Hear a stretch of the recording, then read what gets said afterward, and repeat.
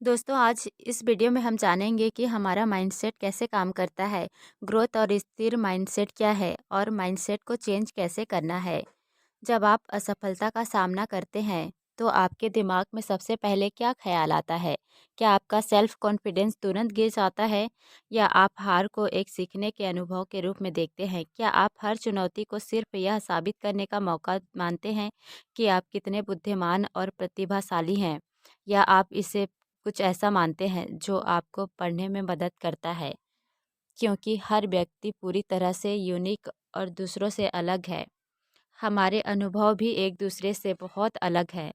भले ही हम बिल्कुल एक ही समस्या का सामना कर रहे हों, जैसे कि कठिन परीक्षा पास करने की तैयारी करना, तो ऐसा क्यों होता है कि कुछ लोग चुनौती को पार करने के बाद पढ़ने लगते हैं, जबकि कुछ लोग उससे हार मान जाते हैं और कभी आगे नहीं बढ़ पाते? आपके सभी सवालों का जवाब इस बुक में मौजूद है। इस बुक के माध्यम से आप समझेंगे कि आपके बारे में, आपकी सोच का, आपके जीवन का हर पहलू पर गहरा प्रभाव पड़ता है। आप जानेंगे कि आपका माइंडसेट कितना महत्वपूर्ण है। यह आपके जीवन के तरीके और समस्याओं का सामना करने की क्षमता को प्रभावित करता है। इसमें आपको यह भी झलक मिलेंगे कि अलग-अलग माइंडसेट वाले लोग कैसे अपना जीवन जीते हैं। इस तरह से आप अपने खुद के माइंडसेट के बारे में जानेंगे और यह भी समझेंगे कि यदि आवश्यक हो तो आप खुद को कैसे बदल सकते हैं। क्या यह प्रकृति है या पालन-पोषण जो किसी व्यक्ति को उसका व्यक्तित्व देता है? हालाँकि मनुष्यों के रूप में हमारे पास कुछ चीज़ें समान हैं, फिर भी हम सभी एक-दूसरे से पूरी तरह से अलग और यूनिक हैं। पूरे विश्व में हमारे जैसा कोई सटीक कार्बन कॉपी नहीं है।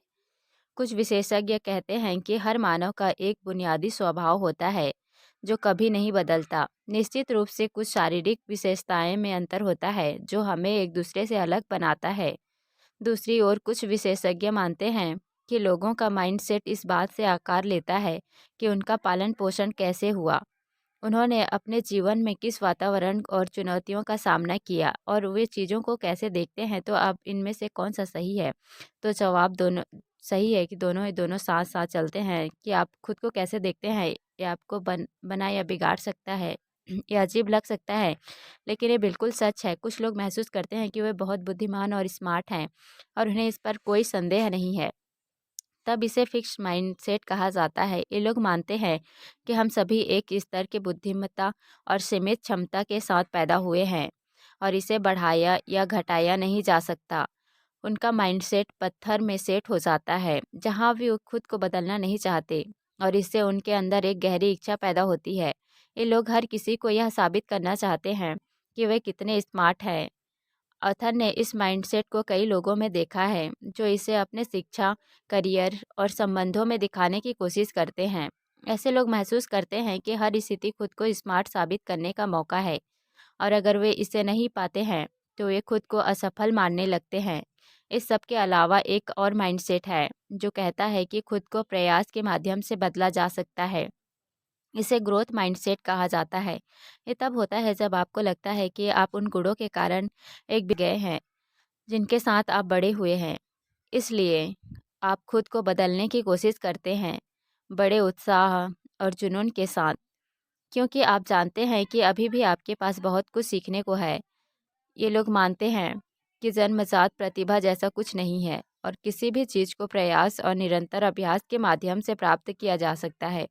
आइए इसे एक उदाहरण से समझते हैं। कल्पना करें कि आप एक कॉलेज छात्र हैं और जब आप सोमवार को कॉलेज गए थे तो आपका बहुत बुरा दिन था। न केवल आपको अपने पसंदीदा कक्षा में बहुत कम अंक, बल्कि आपको पार्किंग का जुर्माना भी देना पड़ा। इसके बाद जब आपने दोस्त के साथ अपने भावनाओं साझा करने की कोशिश की तो उसने आपकी बात पर ध्यान नहीं दिया। अब अगर यहाँ आपका माइंडसेट फिक्स्ड है तो आप अपने लिए बुरा महसूस करने लगेंगे। इससे भी बुरा, आप सोचेंगे कि आपका जीवन पूरी तरह से बेकार है और आप इस पूरी दुनिया के सबसे बड़े मूर्ख हैं। जब आपका माइंडसेट फिक्स होता है तो आप खुद के लिए बुरा महसूस करने लगते हैं। अपना गुस्सा और उदासी कम करने के लिए जंक फूड खाने लगते हैं और ये सोचते हुए बहाने बनाते हैं कि आप कितने बड़े हारे हुए हैं। ऐसे लोग दूसरों को दोष देने और बहाने बनाने की सोच अपनाते हैं। वे किसी भी चीज़ की जिम्मेदारी लेना नहीं चाहते आप इन सब चीज़ों में इतना समय बर्बाद कर देते हैं, लेकिन यह भी नहीं सोचते कि क्या आपका दिन वाक़ई इतना बुरा था कि आपने इस तरह प्रतिक्रिया दी। क्योंकि फिक्स्ड माइंडसेट वाले लोग हमेशा खुद को साबित करने की कोशिश करते हैं। वे महसूस करते हैं कि एक छोटी-सी गलती का मतलब है कि वे असफल हो गए हैं। उनकी भावनाओं चरम पर होती है, वे बीच का रास्ता नहीं देखते। अगर वे पहली बार में सफल नहीं होते हैं, तो ये बस यह मान लेते हैं कि उनके पास और कौशल और प्रतिभा नहीं है और उन्हें कोशिश करना बंद कर देना चाहिए। अब एक ग्रोथ माइंडसेट में इस स्थिति की कल्पना करें। अब खुद को मूर्ख कहने के बजाय आप अपने साथ होने वाली हर घटना का विश्लेषण करना शुरू कर देते हैं। आप सोचते हैं कि शायद आपको अलग पढ़ने की तकलीफ उपयोग करना चाहिए, कार को एक पार्किंग जोन में पार्क करना चाहिए और ये सोचना चाहिए कि शायद उस समय आपका दोस्त खुद परेशान था और इसलिए उसने आपकी बात पर ध्यान नहीं दिया। भले ही आपको इस बात से बुरा लगे कि आपका दिन कितना खराब था, आप हर चीज़ से निपटने की कोशिश करते हैं।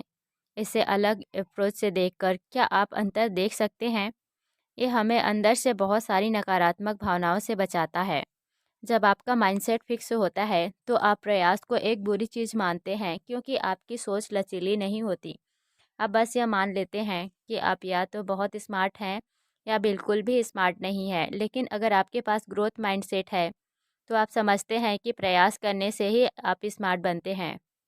इसमें आपका उद्देश्य किसी को कुछ साबित करना नहीं है, बल्कि आपका उद्देश्य खुद को लगातार सुधारते रहना है। यद्यपि यह माइंडसेट केवल एक विश्वास प्रणाली है, ये बहुत शक्तिशाली है। कैरोलिन टी ने हांगकांग विश्वविद्यालय में एक प्रयोग करने का निर्णय लिया। इस विश्वविद्यालय ने शिक्षण के लिए अंग्रेजी भाषा का उपयोग किया जाता है।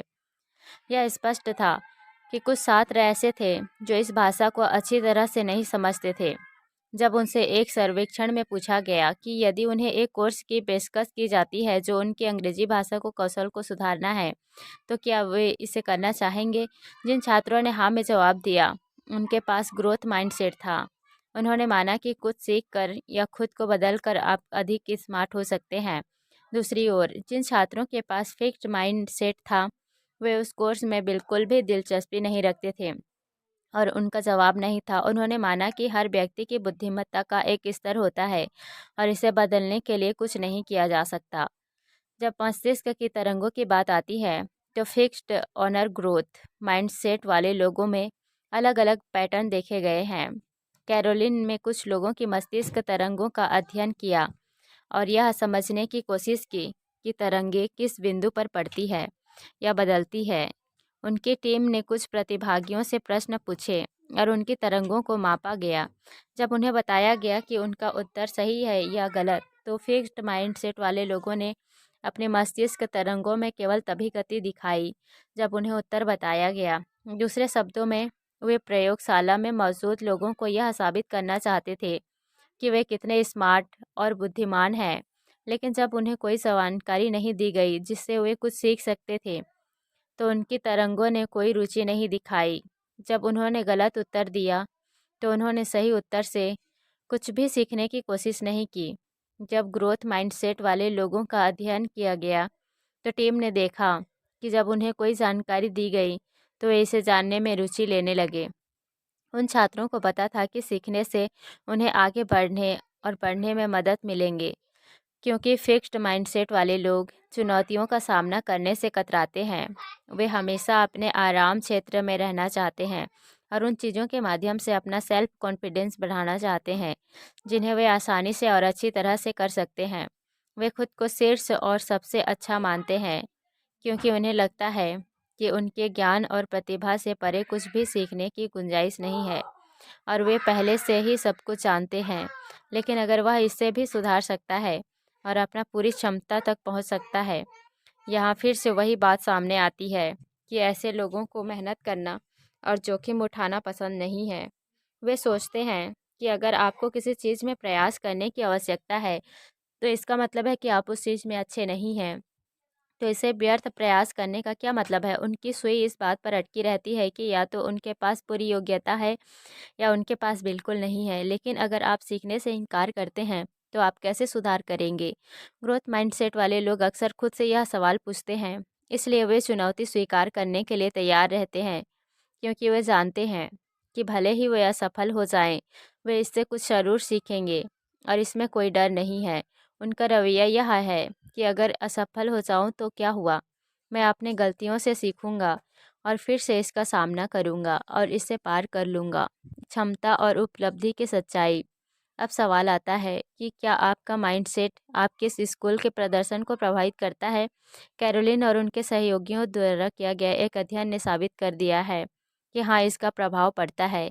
उन्होंने कुछ रसायन विज्ञान के छात्रों के प्रदर्शन और माइंडसेट का अध्ययन किया। उनका कोर्स यह तय करने के लिए था कि उन्हें प्रीमेड पाठ्यक्रम में चुना जाएगा या नहीं। वे छात्र काफ़ी तनावग्रस्त थे, लेकिन उनके पास कहीं न कहीं उम्मीद भी थी। जब छात्रों ने कक्षाओं में भाग लिया, तो शोधकर्ताओं ने उनकी अध्ययन रणनीतियाँ और उनके माइंडसेट पर ध्यान देना शुरू किया। उन्होंने देखा कि ग्रोथ माइंडसेट वाले छात्रों को अच्छे अंक मिले। जब भी उन्हें किसी भी टेस्ट में कम अंक मिलते थे, तो वे कड़ी मेहनत करते थे और फिर से टेस्ट की तैयारी करते थे। वहीं अगर फिक्स्ड माइंडसेट वाले छात्रों की एक परीक्षा खराब हो जाती, तो वे बाकी की परीक्षाओं में भी अच्छा प्रदर्शन नहीं करते। फिक्स्ड माइंडसेट वाले लोगों की पढ़ने की रणनीति इस प्रकार होती है। वे अपने किताबें और नोट्स पढ़ते हैं। अगर उन्हें कोई अवधारणा समझ में नहीं आती है, तो वे उसे समझने की कोशिश नहीं करते, बल्कि उसे रटने लगते हैं। अब अगर उन्हें कम अंक मिलते हैं, तो वे मान लेते हैं कि उनका डॉक्टर बनने का सपना खत्म हो गया है। वे इस बात पर अडिग रहते हैं कि उन्होंने जितना हो सकता था उतना ही किया और मेहनत करने से कुछ भी हासिल नहीं होता। जबकि ग्रोथ माइंडसेट वाले छात्र सिर्फ परीक्षा पास करने के लिए नहीं पढ़ते, बल्कि कोर्स को भी समझने की कोशिश करते हैं। वे अवधारणाएं को समझते हैं और उन्हें अंधाधुंध रूप से याद नहीं करते। जब उन्हें कम अंक मिलते हैं, तो वे इसे प्रेरणा के रूप में लेते हैं और अधिक मेहनत करते हैं। यहाँ एक और प्रमाण है कि सही माइंडसेट और सही शिक्षा के साथ कोई भी असाधारण प्रदर्शन कर सकता है। गॉरफील्ड है स्कूल लॉस एंजल्स का सबसे खराब स्कूल था। वहाँ शिक्षकों और छात्रों दोनों में उत्साह और प्रेरणा की कमी थी, लेकिन वहाँ दो विशेष ग्रोथ माइंडसेट वाले शिक्षक थे जिन्होंने सोचा कि वहाँ के छात्र कॉलेज स्तर का गणित सीख सकते हैं। उन दो शिक्षकों के नाम थे जेमियस क्लांटे और बेंजामिन। उन्होंने न केवल बच्चों को कैलकुलेट सिखाया, बल्कि उन्हें राष्ट्रीय चार्ट्स में शीर्ष पर भी पहुंचाया। अपने ग्रोथ माइंडसेट की बदौलत जेमी और बेंजामिन ने अपने बच्चों को पढ़ने के लिए प्रेरित किया। उन्होंने उन्हें बताया कि खुद को असफल न माने और कड़ी मेहनत हमें कुछ भी हासिल करने में सक्षम बनाती है। छात्रों ने उनके शब्दों को गंभीरता से लिया और यह मानने लगे कि वे उस परीक्षा में अच्छा कर सकते हैं। अंत में बिल्कुल वैसा ही हुआ जैसा उन्होंने सोचा था। उन्होंने इतना अच्छा प्रदर्शन किया कि उन्हें इसके लिए पुरस्कार भी मिला। तो इससे हमें क्या सीखता है? छात्रों को मूर्ख या बेवकूफ़ जैसे लेबल देने से वे पढ़ाई से दूर हो जाते हैं। लेकिन जब इन दो शिक्षकों ने बच्चों को पढ़ाना शुरू किया, तो उन्होंने अपने छात्रों को मूर्ख नहीं समझा, बल्कि इन असाधारण शिक्षकों ने उन्हें प्रेरित करने के अलग अलग तरीके खोजे। उन्होंने बच्चों में विश्वास दिखाया और इस विश्वास ने बच्चों को खुद पर विश्वास करना सिखाया। अंत में एक ऐसा परिणाम सामने आया जिसे इन दो शिक्षकों के अलावा किसी ने नहीं सोचा था। चैंपियन के माइंडसेट। यदि आप खेल में रुचि रखते हैं, तो आप में यह लाइन कई बार सुनी होगी कि वह एक बहुत ही नेचुरल और गिफ्टेड खिलाड़ी है। पहले आप सोच सकते हैं कि इसमें कहने में कुछ गलत नहीं है। वास्तव में कुछ लोग असाधारण प्रतिभा के साथ पैदा होते हैं, जैसे कि वे महान खेलों के लिए पैदा हुए हैं। लेकिन अब जब आपने यह बुक पढ़ी है, तो आप इसे एक अलग अप्रोच से देखना शुरू करेंगे। हालांकि अच्छी ऊंचाई, लंबे पैर जैसी शारीरिक विशेषताएं निश्चित रूप से आपको कुछ फ़ायदे देती है, लेकिन केवल आपकी माइंडसेट ही आपको दूर तक ले जा सकती है। डिलिविन के बारे में कहा जाता है कि वह अभी स्वाभाविक रूप से प्रतिभाशाली व्यक्ति है। जब वह स्कूल में थे, वह खेलों में बहुत सक्रिय थे। वह बास्केटबॉल में एमवीपी थे और फुटबॉल में क्वार्टरबैक थे। वह बेसबॉल में सबसे अच्छे हिटर थे। उनके पास सब कुछ था, सिवाय एक चैंपियन के माइंडसेट के। बिली के माइंडसेट इतनी कठोर थी कि उन्हें विश्वास था कि उनकी जन्मजात प्रतिभा उन्हें सबसे अनोखा खिलाड़ी बना देगी। लेकिन जब वह माइनर लीग से मेजर लीग में चले गए तो उन्होंने खुद पर नियंत्रण खोना शुरू कर दिया। जब भी उन्होंने कोई गलती की, वह बहुत गुस्से में आ जाते और उस तनाव को संभाल नहीं पाते थे। उन्होंने अपनी नाराज़गी लोगों पर निकालनी शुरू कर दी। वह अपने स्थिर माइंडसेट में इतने उलझ गए कि अपनी समस्या का समाधान नहीं कर सके। उन्हें यह भी लगने लगा कि अगर वह गलती करते हैं तो इसका मतलब है कि वह स्वाभाविक रूप से प्रतिभाशाली नहीं है। उनका मानना था कि प्रयास और अभ्यास केवल उनके लिए है जो कभी सर्वश्रेष्ठ नहीं बन सकते। दुर्भाग्य से यह माइंडसेट उनके हार और पतन का कारण बन गई। बीन एक महान बेसबॉल खिलाड़ी नहीं बन पाए, बल्कि वह एक मेजर लीग कार्यकारी बन गए। इस काम के दौरान उन्होंने महसूस किया कि उनकी सबसे बड़ी कमी उनके स्थिर माइंडसेट थी। उनके पूर्व साथी लेनी डायरा ने बीन को उनकी गलती का एहसास कराया। लेनी स्वाभाविक प्रतिभा के साथ पैदा नहीं हुए थे, लेकिन अगर उनकी तुलना बीन से की जाती तो बीन उन्हें आसानी से हरा सकते थे। लेकिन बीन ने देखा कि लेनी के पास एक चैंपियन की माइंडसेट थी। वह कभी असफलता को हार के रूप में नहीं देखते थे, बल्कि इसे एक अवसर के रूप में देखते थे जिससे वह बहुत कुछ सीख सकते थे। लेनी अपनी असफलता को एक संकेत के रूप में देखते थे कि उन्हें और अधिक मेहनत करने की ज़रूरत है। तब बीन को एहसास हुआ कि चाहे आपके पास कितनी भी प्राकृतिक प्रतिभा क्यों ना हो, अगर आपकी माइंडसेट गलत है तो आप कभी भी चैंपियन नहीं बन सकते। एक और प्रसिद्ध एथलीट है जिनकी माइंडसेट स्थिर थी। उनका नाम पेड्रो मार्टिन्स था। वह बोस्टन रेड बॉस के सबसे अद्भुत पिचर थे और बिन की तरह ही वह हर बात जीतना चाहते थे। मार्टिन ने जो उनकी टीम न्यूयॉर्क के yankees को हराने के लिए दृढ़ थे। बोस्टन रेड सॉक्स ने 82 साल से वर्ल्ड सीरीज नहीं जीती थी और उन्हें विश्वास था कि मार्टिनेज की टीम में होने से वे इस हार का सिलसिला खत्म करेंगे और जीतेंगे।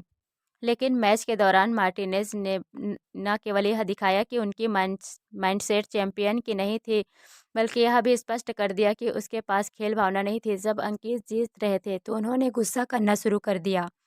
न केवल उन्होंने बैटर को गेम जोर से मारी, बल्कि एक अन्य खिलाड़ी को मारने की धमकी दी और 72 साल के अंकित कोच डॉन चिमर से भी बहस शुरू कर दी। मार्टिन ने इस कोच को असफलता संभालना नहीं आता था। सबसे महत्वपूर्ण बात यह है कि उन्होंने अपनी गलतियों की सीखने की कोशिश नहीं की, जिससे रेड सॉक्स बुरी तरह से मैच हार गए। अब आइए न्यूयॉर्क की बात करते हैं। कई लोग इस टीम को पसंद नहीं करते थे, लेकिन फिर भी कई खिलाड़ियों ने माना कि इस टीम की खेल भावना बहुत अच्छी थी। जब 9/11 वर्ल्ड ट्रेड सेंटर की त्रासदी हुई तो न्यूयॉर्क के लोग शोक में थे और उन्हें आशा की ज़रूरत थी। हालांकि इस घटना का न्यूयॉर्क के yankees पर गहरा प्रभाव पड़ा, लेकिन उन्होंने साहस जुटाया और एक के बाद एक मैच जीतते गए। अंततः वह वर्ल्ड सीरीज में पहुंचे, जिसने हर न्यूयॉर्क के निवासी के दिल को उत्साह से भर दिया। ऐसे बुरे समय में जब किसी का साहस पूरी तरह टूट जाता है, या कीज ने अपनी भावना को बनाए रखा। उन्होंने पूरे उत्साह और साहस के साथ खेला, उस लड़ाई की भावना को जीवित रखा और अपने अच्छे प्रदर्शन से सभी का दिल और सम्मान जीता। ऐसे पता चलता है कि उनका चरित्र कितना मजबूत है। उनके पास अटूट इच्छा शक्ति और सकारात्मक माइंडसेट है। माता पिता, शिक्षक और कोच माइंडसेट कहाँ से आती है? हालांकि हमारे माता पिता, शिक्षक और शुभचिंतक हमारे लिए सबसे अच्छा चाहते हैं, कभी कभी हमें उनकी प्रशंसा से घुटन महसूस होती है। वे जो कुछ भी कहते हैं वह आपके माइंडसेट को प्रभावित करता है और यह या तो बेहतर या बदतर हो सकता है। बच्चे बहुत संवेदनशील होते हैं और बड़ों द्वारा कही गई बात उनके मन और दिल में बैठ जाती है। कई बार वे इसका अलग अर्थ निकाल लेते हैं। उदाहरण के लिए, मान लीजिए कि आपने अपने बच्चे से कहा कि तुम बहुत बुद्धिमान हो, तुमने बिना ज़्यादा पढ़ाई किए ही अच्छे अंक प्राप्त किए हैं। अब बच्चा इसका मतलब यह निकालता है कि मुझे कड़ी मेहनत नहीं करनी चाहिए, क्योंकि कड़ी मेहनत करने का मतलब है कि मैं बुद्धिमान नहीं हूँ। जब आप कहते हैं कि आप चीज़ों को बहुत जल्दी समझते हैं, आप बहुत स्मार्ट हैं, तो बच्चा सोचता है कि अगर मैं तुरंत सब कुछ नहीं सीखता तो मुझे बेवकूफ़ कहा जाएगा। इसलिए हमारी स्थिर या ग्रोथ माइंडसेट बचपन से ही बनने लगती है। इसलिए हमें बच्चों की प्रशंसा या उन्हें कुछ कहते समय बहुत सावधानी और सोच समझ कर बोलना चाहिए।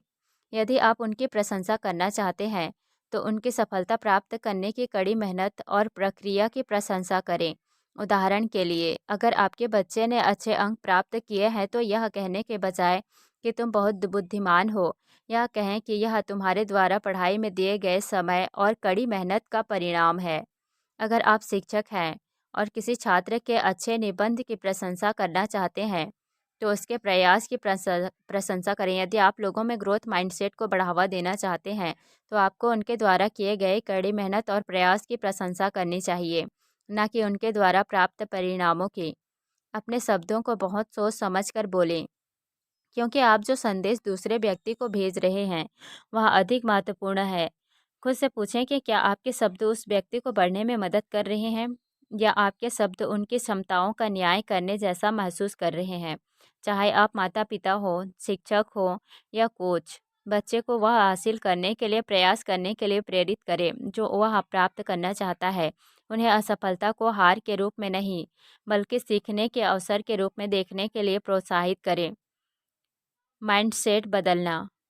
हालांकि माइंडसेट बचपन से ही विकसित होने लगती है, आप इसे बदल सकते हैं। यदि आपकी माइंडसेट भी स्थिर है, तो चिंता ना करें। मान लिया, अपनी माइंडसेट बदलना आसान नहीं है, लेकिन आप इसे अपने सोच के दायरे को बढ़ाकर और नई सोच को अपनाकर कर सकते हैं। और मुझ पर विश्वास करें, यह आपके पुराने अप्रोच से बहुत बेहतर होगा।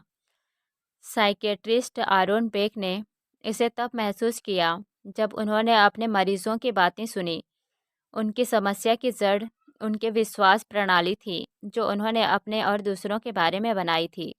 हमारा मन हमारे चारों ओर हो रही हर चीज़ को ध्यान से देखता है। यहीं से हमारी माइंडसेट बननी शुरू होती है। कई बार हम चीज़ों का गलत अर्थ निकाल लेते हैं, जिससे हमें चिंता और दुख होता है।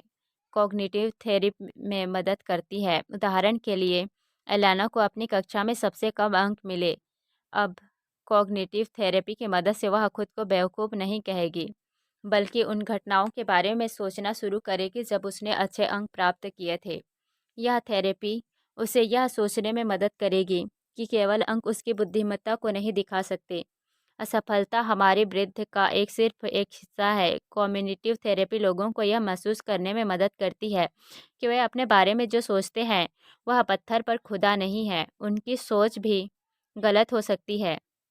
यदि आप जानते हैं कि आपकी माइंडसेट भी स्थिर है और आप इसे बदलना चाहते हैं, तो आपने आधी लड़ाई जीत ली है। समझें कि आपकी माइंडसेट इतनी आसानी से बदलने वाली नहीं है, क्योंकि आप अब तक उसी सोच के साथ बड़े हुए हैं। अब तक आप सोचते थे कि यही जीवन को देखने का एकमात्र तरीका है। अगली बार जब आप असफलता का सामना करें, तो ध्यान दें कि आपके मन में किस प्रकार के विचार चल रहे थे। याद रखें कि आपने अपने आप से क्या कहा और यह आपको कैसा महसूस कराता है। उसके बाद यह देखने की कोशिश करें कि एक ग्रोथ माइंडसेट वाला व्यक्ति इसे कैसे देखेगा। आपकी सोच को वास्तव में बदलने में कुछ समय लगेगा, लेकिन यह आशा बनाए रखें कि बहुत जल्द आप स्वतंत्र महसूस करेंगे और बाद में बिना किसी प्रयास के आपकी सोच सकारात्मक दिशा में बढ़ने लगेगी। तो आप क्या सोच रहे हैं? ग्रोथ माइंडसेट अपनाने में देर नहीं हुई है। हर सुबह बदलाव के लिए एक नया अवसर लाती है। तो आपने इस बुक में 2 प्रकार के माइंडसेट के बारे में सीखा, जो है स्थिर माइंडसेट और ग्रोथ माइंडसेट। जब आपकी माइंडसेट स्थिर होती है, तो आप सोचते हैं कि आपकी कौशल और प्रतिभा को बदला नहीं जा सकता या सुधारा नहीं जा सकता। इसलिए आप केवल 2 प्रकार के परिणामों के बारे में सोचते हैं। या तो आपके पास प्राकृतिक प्रतिभा है, या आपके पास कोई प्रतिभा नहीं है। आपकी सोच केवल जीत या हार तक सीमित रहती है और आप वृद्धि के बारे में सोच भी नहीं पाते। स्थिर माइंडसेट वाले लोग मानते हैं कि हम सीमित क्षमता के साथ पैदा हुए हैं और सीखना या कड़ी मेहनत करना बेकार है। वास्तव में स्थिर माइंडसेट वाले लोग हारने से डरते हैं, क्योंकि अगर वे असफल होते हैं, तो उनकी छवि खराब हो जाएगी और सभी उन्हें असफल मानेंगे। इसलिए वे चुनौती को स्वीकार नहीं करना चाहते। जबकि ग्रोथ माइंडसेट हमें सिखाता है कि सीखने का कोई अंत नहीं है। इसमें आप अपनी गलतियों से सीखते हैं और लगातार सुधार करते हैं। असफलता के बाद भी आप जोखिम लेना बंद नहीं करते, और कोशिश करते रहते हैं, और अंत में यह कड़ी मेहनत आपको जीवन में बहुत सफल बनाती है। आपने यह भी समझा कि आपकी माइंडसेट का आपके जीवन पर कितना गहरा प्रभाव पड़ता है। जब आप किसी समस्या का सामना करते हैं तो स्थिर माइंडसेट आपको हठी बना देती है, जो आपको अन्य तरीकों को देखने की अनुमति नहीं देती है, जबकि ग्रोथ माइंडसेट आपको एक नई राह दिखाकर उस समस्या को हल करने में मदद करती है और आपको जीवन में आगे ले जाती है। स्थिर माइंडसेट आपको यह महसूस कराती है कि आप किसी चीज़ में कमी कर रहे हैं, जबकि ग्रोथ माइंडसेट आपको यह महसूस कराती है कि हमारा लक्ष्य पूर्ण बनना नहीं है, बल्कि एक ऐसा व्यक्ति बनना है जो हर दिन खुद को आगे बढ़ाने की कोशिश करता है। अपने बारे में अपनी राय बदलना थोड़ा मुश्किल है, लेकिन असंभव नहीं। अपने ही विचारों को आपको पीछे ना खींचने दें, और सीखना और कोशिश करना कभी बंद ना करें, क्योंकि जिस दिन आप मान लेंगे कि आप सब कुछ जानते हैं और आपको कुछ भी सीखने की ज़रूरत नहीं है, वह आपका असली नुकसान होगा। बुक को रीड करें, जिसका लिंक हम नीचे दे देंगे। धन्यवाद।